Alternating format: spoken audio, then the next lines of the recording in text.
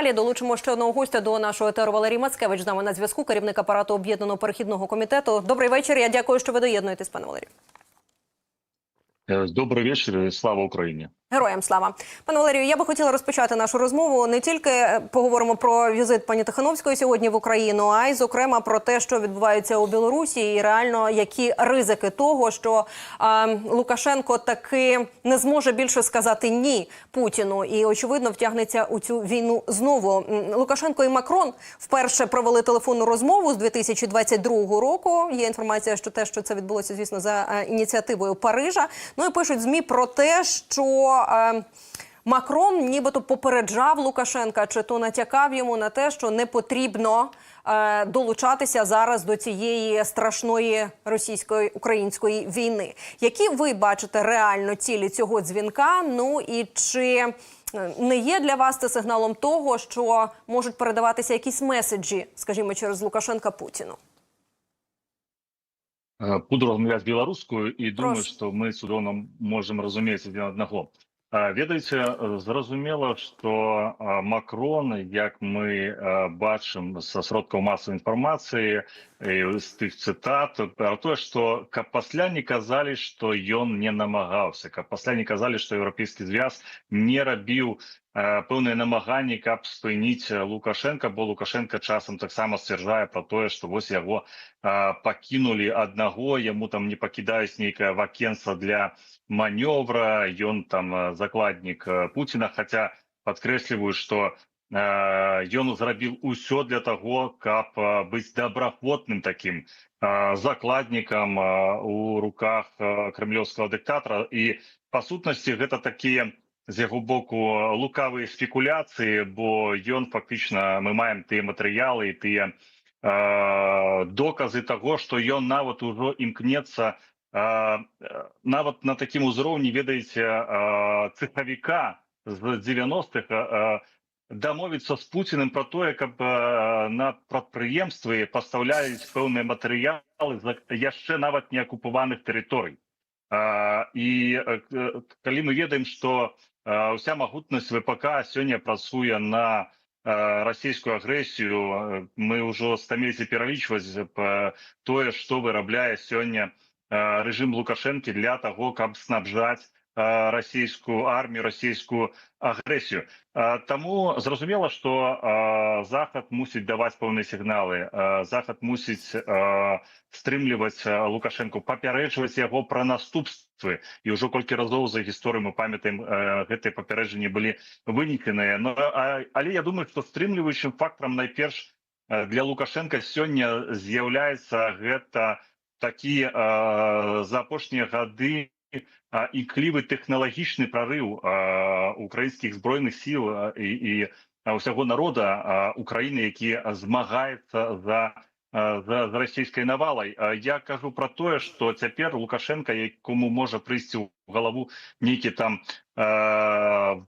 ці то па добрай волі, ці то пад прымусам загад накіраваць, умоўна кажучы, беларускія войскі, ён разумее, што не паспее гэты загад дайсці ў асобныя часткі, як проста ён можа проста перастаць існаваць, таму што сёння яму няма той кропкі на той Беларусі і няма таго бункера, у якім ён можа схавацца ад справядлівага возмездзя, калі так можна сказаць, справядлівага возмездзя з боку Украіны, і ён з'яўляецца той самай законнай военнай мэтай.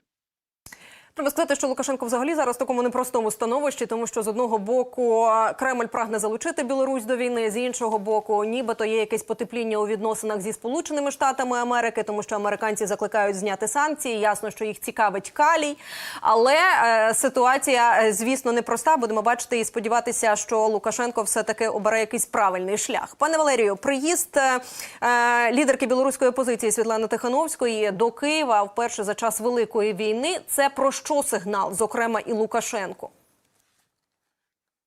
Ну, гэта натуральны сігнал пра тое, што Лукашенку няма даверу.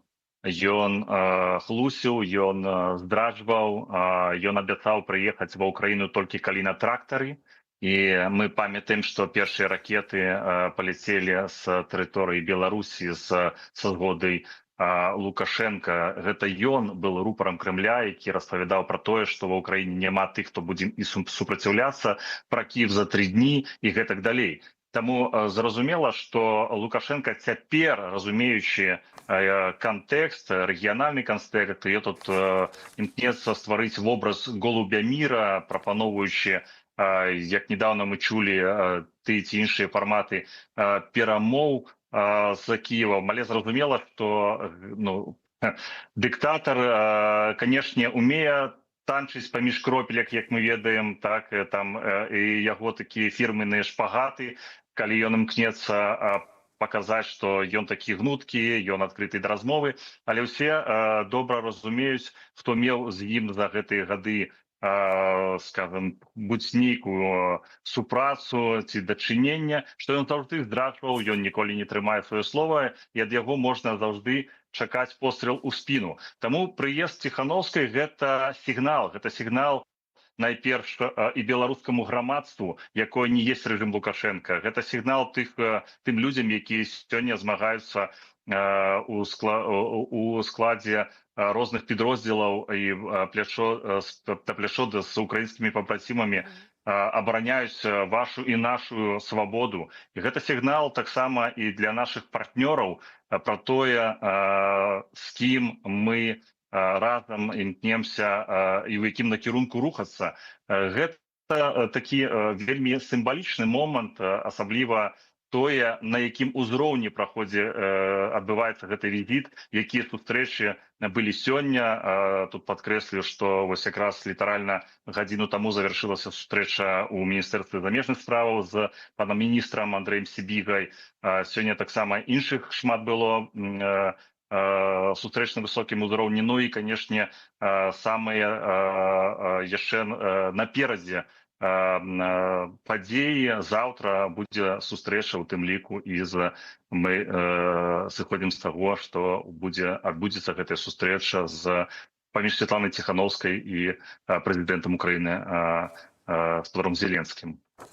Будемо очікувати. Я думаю, що якщо буде така зустріч, мають бути і спільні заяви. Дякую вам, що ви долучилися. Валерій Мацкевич був на зв'язку, керівник апарату Об'єднаного перехідного комітету. Дякую вам дуже.